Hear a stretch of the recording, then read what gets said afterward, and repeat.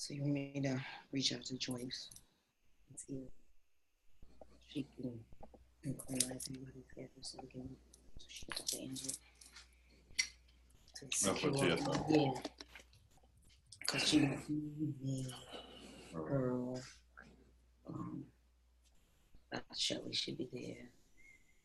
Barbara. And Barbara. I mean, you guys really talking about all this. She just wants to understand how. Yeah.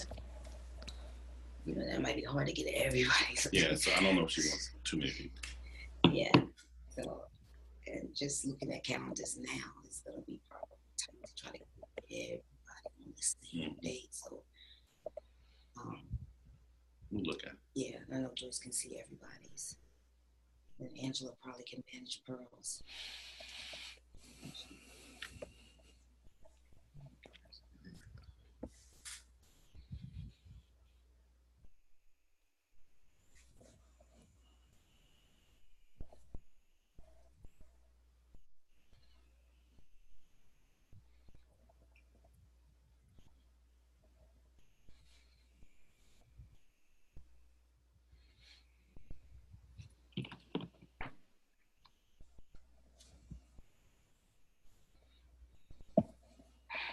Good afternoon. Welcome to today's webinar. My name is John Norai, and I'll be your moderator for today. If you have any technical problems during the webinar, you can call, or you should call, 1-888-799-9666, extension 2. It's on your screen right now, along with the webinar ID, which you will need to have if you call that number. Let's take a moment and jot that down. Again, it's 1-888-799-9666. Extension 2, and the webinar ID is at the bottom of the screen. We'd like to have you help us spread the word by tweeting during the webinar today, and we'd like you to use hashtag NASSP webinar, which you see on your screen. The other information on the screen is pretty much self-explanatory, except at the bottom of the screen, for those of you who have the ability of using this experience as a credit or a toward certification, you can go to our website, nassp.org/webinar completed in 48 hours or so to get a copy of the certificate of attendance. And you also can go there to get a recording of the webinar and the slides. Invariably during a webinar, people say, how can I get the slides? The answer is right there on the website. You can go and download those for your own use along with the recording if you so choose. And without further ado, I'd like to introduce our presenters for today. First is Demarius Blondeville. Colleagues, school administrators, and corporate organizations regard her as a critical source of professional knowledge and strategic partners, problem solver. She's been a Prince George's County Public Schools classroom teacher, integrated learning teacher, assessment coordinator, instructional specialist, content supervisor, and project manager at both the school and district level. And she sees things from a systemic point of view as a result of that. In 2010, she had the privilege to work for the National Science Teachers Associations as Assistant Executive Director for Professional Learning. And I know that that gives you a national perspective, Ms. Blondeville, so I'm happy to hear that you have that. Her bachelor's degree in science education is from Howard University. Her master's degree in curriculum instruction is from Loyola College, and her doctorate in science education is from Morgan State. Her co-presenter today is Dr. Douglas Anthony, who's an associate superintendent in the Prince George's County Schools. He's also been there for 26 years. He's been a teacher, assistant principal, central office administrator, executive director, and interim chief of human resources. He earned his doctorate, master's, and bachelor's degree from the University of Maryland, College Park, and I promised him I would say, go Terps, since I'm one too. Doug and Demarius, thank you for being with us. Can you both hear me all right? Hear you great. Yes, okay. We can. I'm going to turn it over to Doug then, and we'll go from there. I am going to be advancing the slides today for the presenters, folks, and we'd like to invite the folks in the audience to please put any questions that you have into the question box, and we'll get to those at the end of the presentation. Doug, it's all yours. Thanks, John. I appreciate it, and welcome everyone to this hopefully will be an informative webinar. Dee and I are extremely excited to be able to share some of our lessons learned and give you some perspective about our work here in Prince George's County Public Schools. And so the slide that you see there, leadership not only matters, it is second only to teaching among school-related factors that affect student learning, is actually part of seminal research that I'm sure you're all familiar with that's really informed this whole notion of building and maintaining a principal pipeline. And so we always have that as our frame of reference when we think about our work. And so we wouldn't be complete with us having this conversation without remembering this foundational piece of research.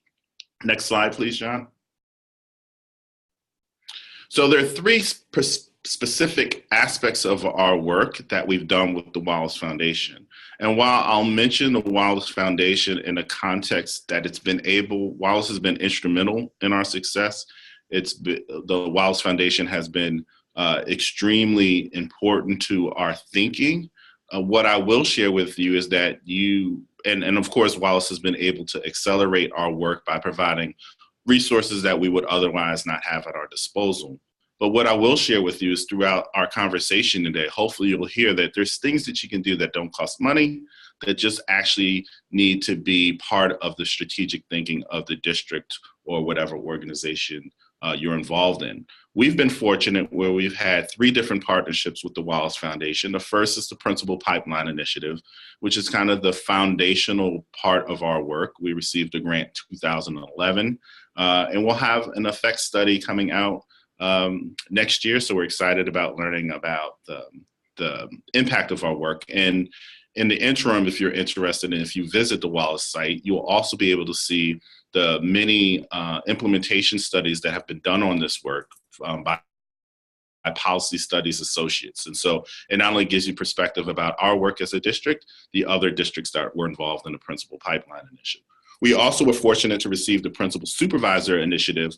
As a result of our conversations and learning inside of the Principal Pipeline Initiative, we found that a key lever to change is that of the principal's supervisor.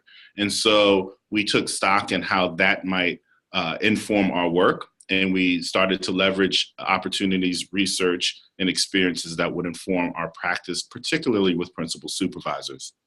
And then the last Wallace initiative that's really impacted our work is we were granted a special opportunity through the Wallace Foundation to provide technical assistance to other large urban districts and smaller districts alike, I guess, in the context of how do you really leverage tools like ValEd or things that you use to inform and make decisions, and tools that you use to make decisions to really inform professional development.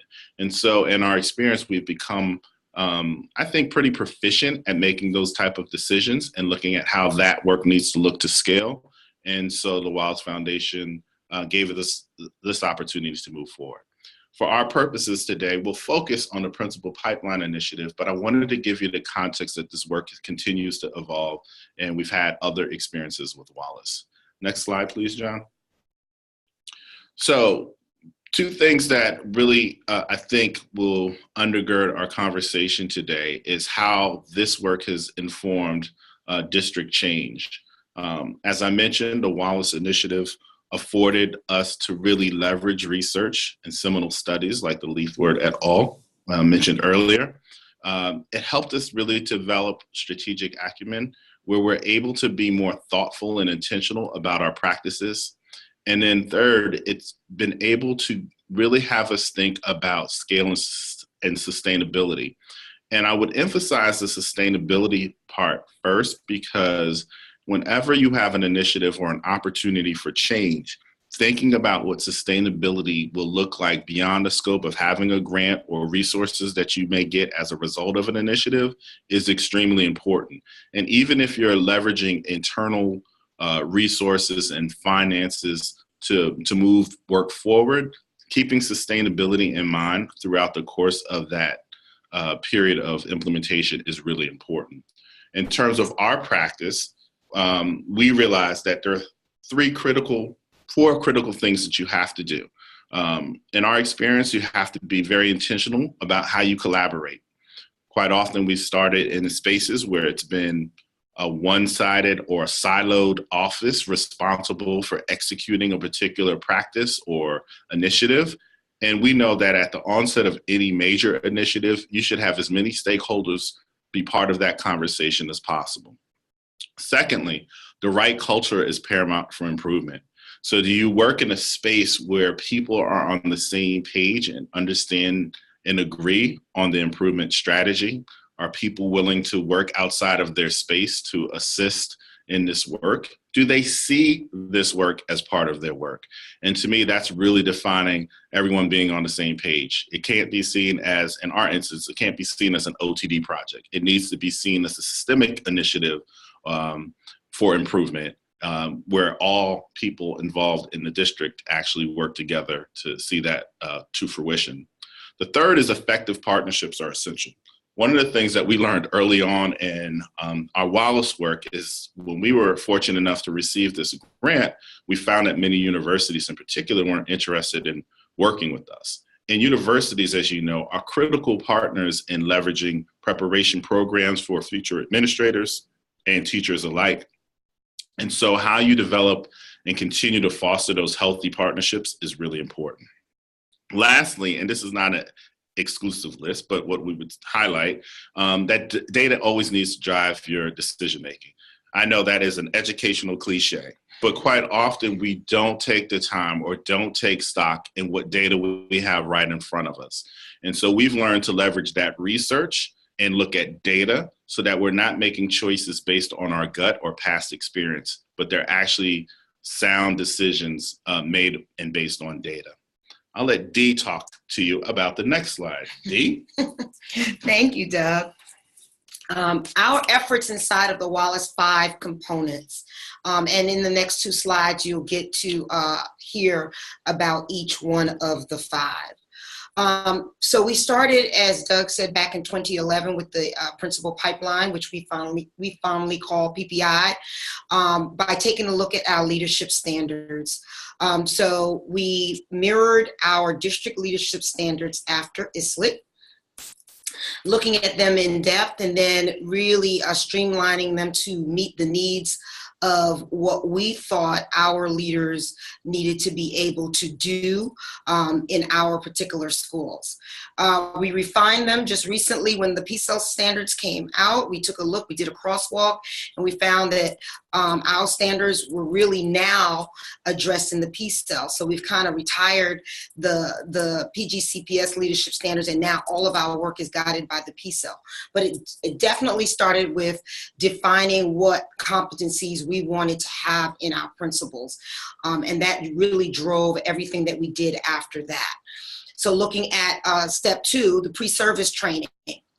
So we made sure that we had conversations with our university partners, which started with one, as Doug mentioned earlier, but has now evolved into approximately 25 or more, I might say. Each year they grow. And we really were strategic about what we wanted out of individuals who were going through either their AdMed Certification 1 courses or a master's degree in order to become a principal. And we sat with these university partners. We asked them to take a look at their leadership standards, and we asked them to adopt them, not to shift or change anything into, change anything differently about what they did, but we asked if they could layer things within those courses that would address our specific competencies of what we wanted principals, or I should say teacher leaders and administrators coming into the schoolhouse to be able to do. John, if you can go back, I think you advanced accidentally. Yep, thank you. With that, we diversified our portfolio. We identified unique needs in our district, and we asked each of our partners to see if they could address those needs. And so one of the things we ended up doing was having, I think it's now 3 signature programs. One focused on STEM, and it was building the capacity of potential administrators to have a lens around how to lead STEM learning environment. One focused on urban leadership, again, building the capacity of potential leaders to have a lens around how a schoolhouse operates within an urban learning environment. And then the last one was just a basic admin one program. And I don't want to say basic, but really it was one for those particular teacher leaders who didn't have an idea of what an area that they wanted to focus on. And we're looking to add to that portfolio as well. We're looking at special ed, we're looking at ELL, which I think we do have, which might have kicked off, I think either last year or this year. So we're looking to grow and diversify our portfolio, which also levels the playing fields for the university partners. That way everyone has a lane, no one is competing for getting students and so forth and so on, and we're addressing all of the needs that we identified in the district as challenges or barriers for ourselves. And then within our other pre-service training programs through the Wallace Foundation, we partnered with some other organizations to help us build programs. So we own most of our programs, which helps with our sustainability. That means that when we partnered with these individuals, we initially brought them in, and we of course contracted with them, but always with the thought in mind that we would be able to run these programs without their support or their participation. And through that, we developed the APIP-1, APIP-2 program, which is a 2-year pre-service program for novice APs. So one of the things we also identified through the PPI work is that our assistant principals are our biggest pool for our current principals in the building. So we need to invest time in building their capacity around leadership. And so hence the APIP-1 and APIP-2 programs were born. Then we decided to partner with NISL, and we developed the ALPS program. The ALPS program, the Aspiring Leaders program for student success, focuses on high potential assistant principals. That's a 1-year program. It's a selective program for those particular APs that show the potential to becoming great and effective principals. In that program, they have a specific curriculum that they follow, specific experience that they engage in order to build their readiness for the principalship. And last but not least was our final program that we developed, and that's the Resident Principals program. That's a 1-year program where we identify individual APs out of our ALPS program, and we place them in a residency. That means that they get to go into an actual school. They get to work side by side with a principal for the first semester of the school year, and then we extract that principal, and the resident principal runs the building on his or her own with support from central office. The actual principal gets an opportunity to go and engage in some other work or other interests within the district. So we'll take that principal and they can go into human resources and learn all about human resources, student services, or the Office of Talent Development. And they get this, I call it an externship experience. So at the same time, we're duly building the capacity and really investing in our succession planning, not only for those resident principals, for those principals who may be looking for some career changes as they move on. And then selective hiring.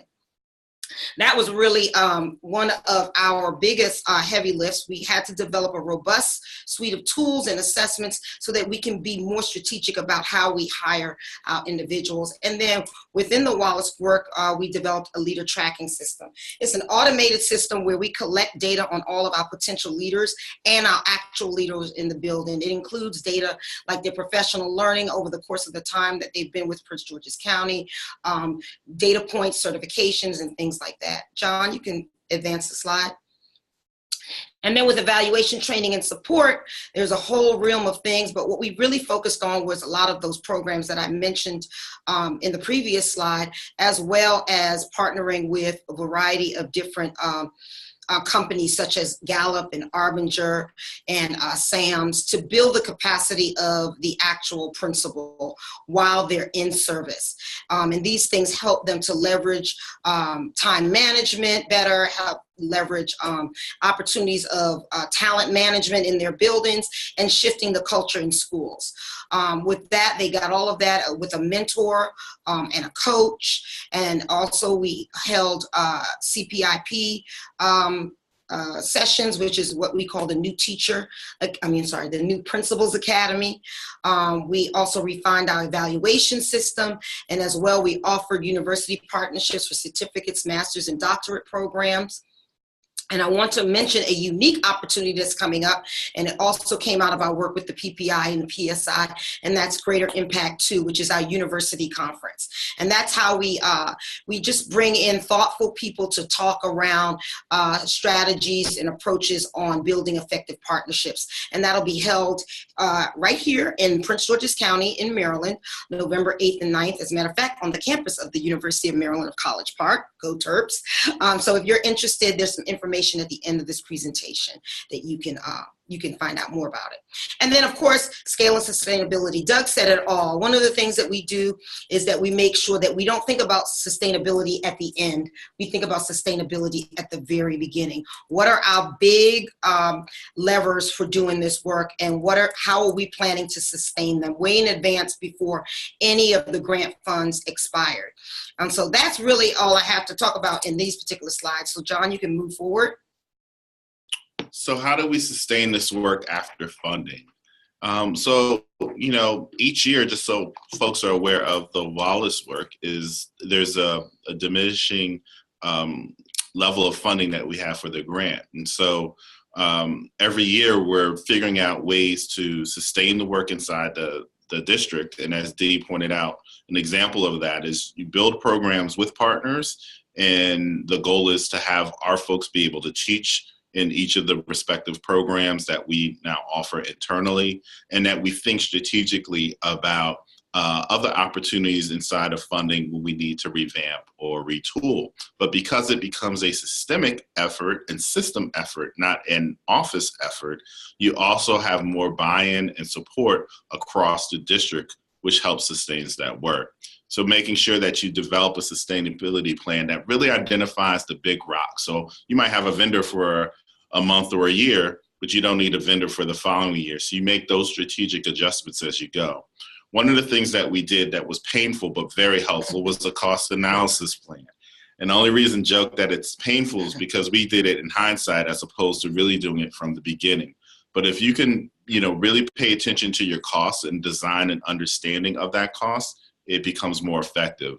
There's actually another great tool. There's a book that just came out recently from the Wallace Foundation that actually gives you information about what it costs to build a principal pipeline. It's done by the RAND. I hope I'm giving the right group credit. But you should check that out. It's actually a really great resource. And then leveraging what we've learned from the Principal Pipeline Initiative work to inform change in the district. I already talked about that.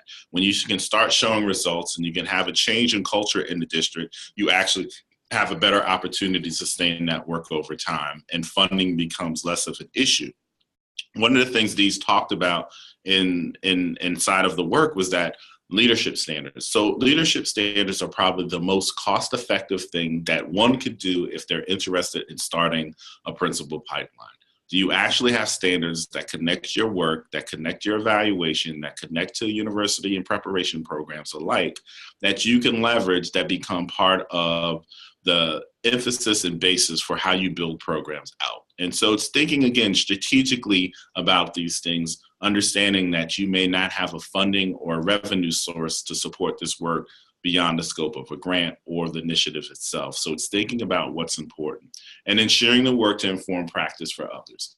The more opportunity you get to talk about the work, the more opportunities you have to collaborate with others and learn from others. And so that informs your work. And the more we talk with other districts, we found out things that we can do differently, and it helps us improve our practice as well as find opportunities to save cost. Next slide, please, John. So recommendations. So as we think about this work, one of the things that we think is really helpful that I've said at the beginning, but I will say again in our few moments remaining, is that you have to include all stakeholders on all levels in the initial discussions. I can't say it clearer than that because it really is a foundational effort that has to be part of any program. Creating space for succession as you identify and build talent. That was something that we really were very thoughtful about, and hence you heard the resident principals program and how that works. We wanted to make sure that we had a space in there where people can learn and grow and help develop, guide their leadership practices or either guide them into the next role that they identified as the best fit for themselves.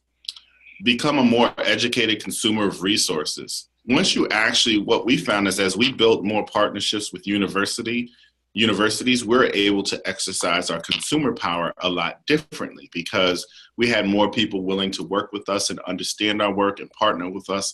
And so they would provide discounts and incentives and different opportunities for our folks, which other universities saw then as an opportunity to do the same. And hence we exercise our consumer power by identifying that there are other opportunities around us. And so learning to both support your partner, but also, hold them to task in terms of providing the right level of support for your employees is important. So we became more strategic in that way.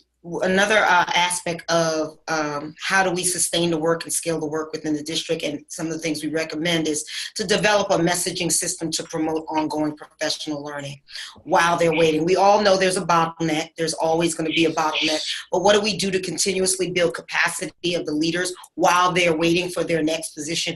We offer a variety of different programs. And it all came out of, just like Doug said, very cost-effective things that we offered right in our high schools, how to become an administrator, leadership pathways, leadership showcase. We hosted a variety of different activities that people could come to. We advertised it on our district level website, and they can come to learn about what's going on in the district for them as they continue to learn and grow and prepare themselves for other positions.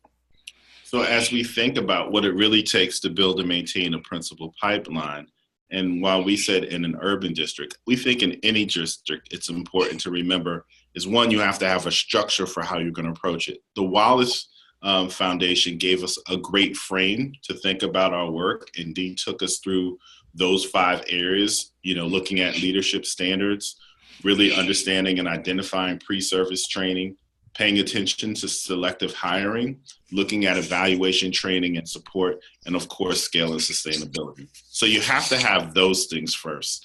Second thing you have to have is an inclusive environment that wants to move the work forward. So you have to build stakeholder engagement and opportunities for people to have voice in whatever the initiative, in this case, building this pipeline. All voices need to be heard, and you need to have that diverse perspective of thought so that you can create the most holistic and helpful program for those that you serve.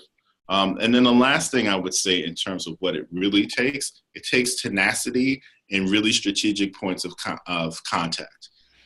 Because again, you want to have a joint, collective, all-inclusive stakeholder engagement, but then there are moments when there are very important people who steer the work forward, and you want to make sure those folks are identified and known to all. So with that, John, we'll turn to the next slide. We wanted, Dee mentioned earlier, the Greater Impact University Conference, which is sponsored by Prince George's County, the University of Maryland College Park, and Johns Hopkins University. On November 8th and 9th, it's a free event, so come out. The link is there, and if you want more information from us, you can just see that contact email, talentdev@consulting@pgcps.org for more information. We hope you found this helpful, and we'll answer any questions if there's time left, John. We have just about a minute, and I have 2 questions that I'd like to put forward to you. One is about the Wallace funding. Do you know if Wallace is continuing to fund districts in the future, or is this a project that has in it all the districts that are ever going to be included? So what I will say is that Wallace continues to put out new initiatives. They currently have a university UPI, I always forget the acronym, Preparation Pipeline Initiative, I think. And I know they continue to look across the landscape of leadership to figure out what initiatives they might fund. So I would just say check the Wallace website regularly for those opportunities. And the RAND book that you mentioned, if someone has trouble finding that, can they email you to get more specific information, or can you direct them somewhere to find that information? They sure can. They can email me. I thought I had a copy in here, and it's hot off the press, so it's a brand new resource that just came out. Mhm. So yeah, they can check if they don't find it on the Wallace website, they can definitely just email me, and I'll be glad to help them. Yeah, Okay, it's the WallaceFoundation.org, and it's a resource tab, and you should have all the programs and all the projects there. It's a great. Very helpful. Thank you both. This has been a very interesting session, and I appreciate your efforts. I know how busy you are and how difficult it is to carve out a little bit of time at the end of the school day here on the East Coast. I'd like to thank the people who have been involved as participants today in our webinar. NASSP, as you know, offers a conference yearly, and this coming year, the 2019 conference, will be in Boston, Massachusetts. The dates are on your screen, July 18th through 20th, and it is the NASSP National Principals Conference, and we hope that everybody listening will be able to sign up and be there. It's a wonderfully growth experience for principals, especially new administrators, and offers all kinds of opportunities. Again, thank you to both of you for your presentation today, and thank you to those who were able to join us for this webinar. Thank you, John. Thank you, John. You're welcome.